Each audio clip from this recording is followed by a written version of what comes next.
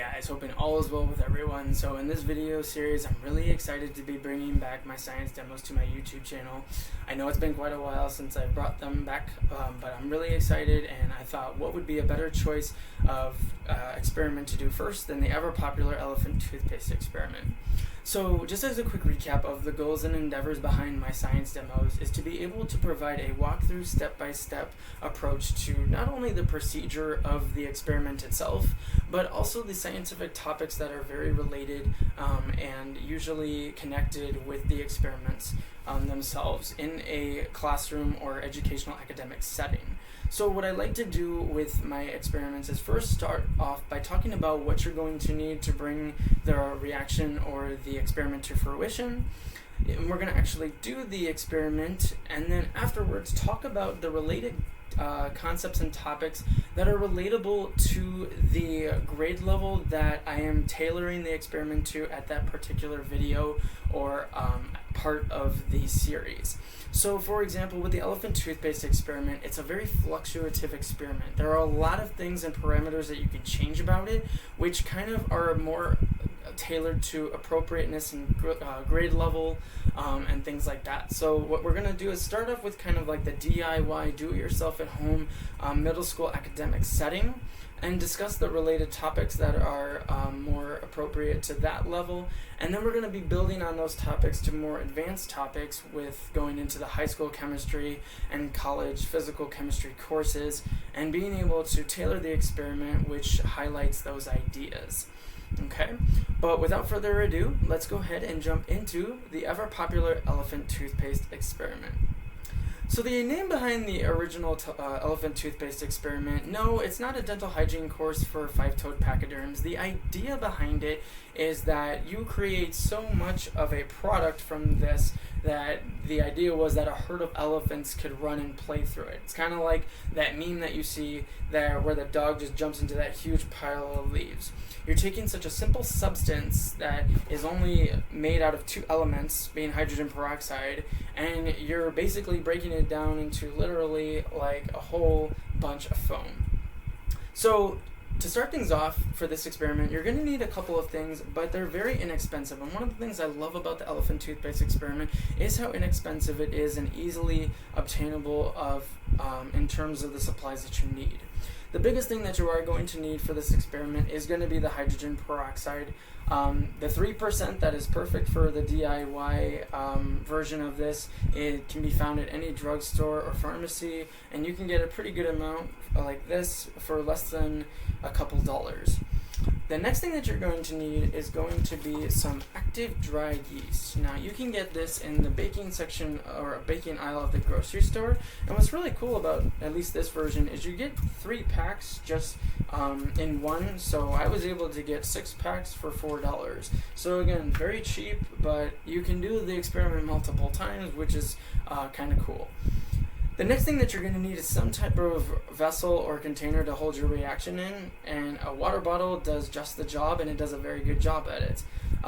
Later on, we'll kind of talk about exactly what we're looking for in terms of a vessel, but basically anything that has a very bottleneck-like shape where it starts out narrow and it gets starts out broad, or and it kind of narrows out towards the top, kind of showing again that bottleneck effect. The next thing that you're going to want is a funnel. You don't have to have a funnel, it's just to kind of keep things neat and tidy.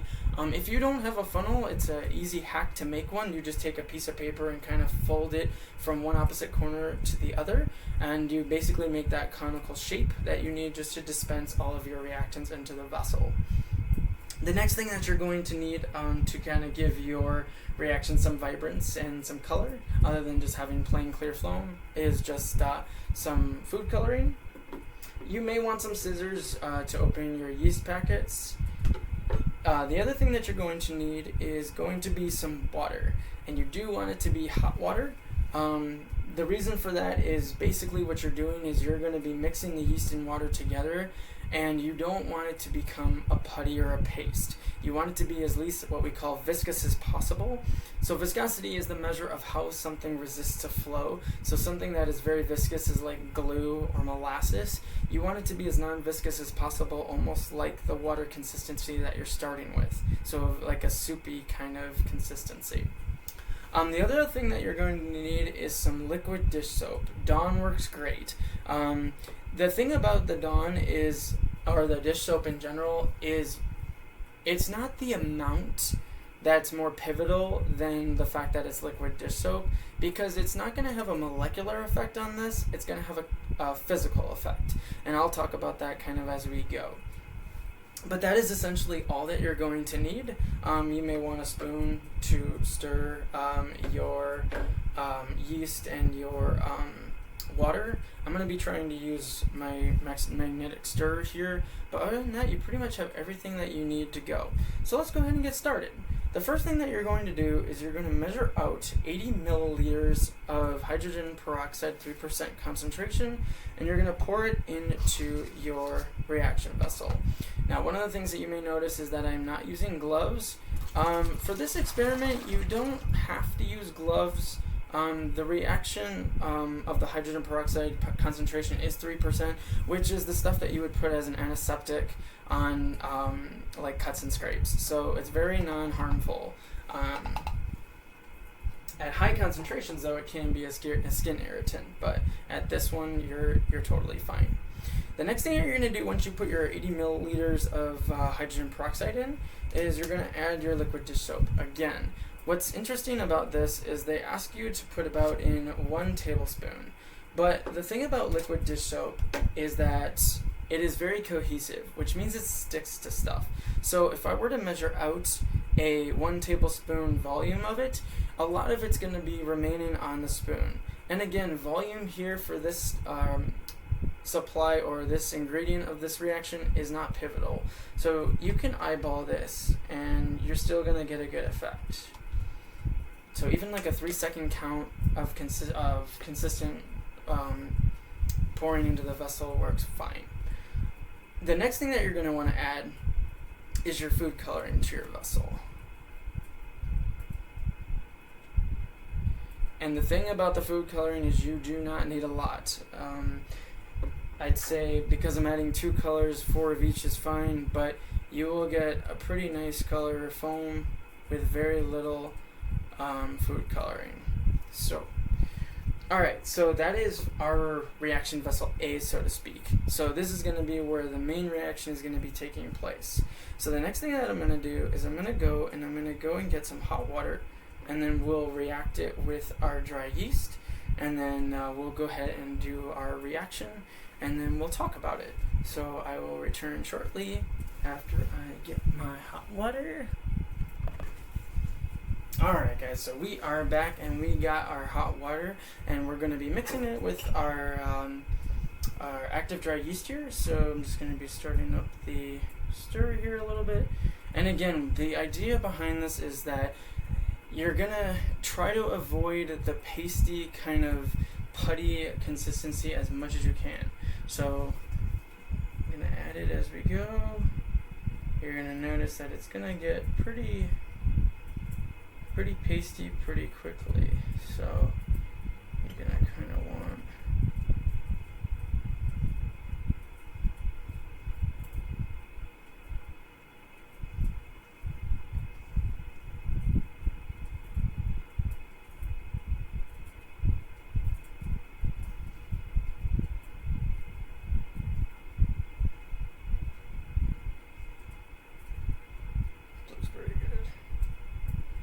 tricky part is going to be getting the magnetic stirrer out, because I've noticed in the past it's okay.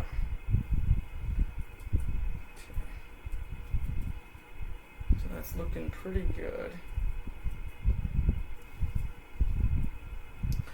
Alright, so I'm going to try to pull out my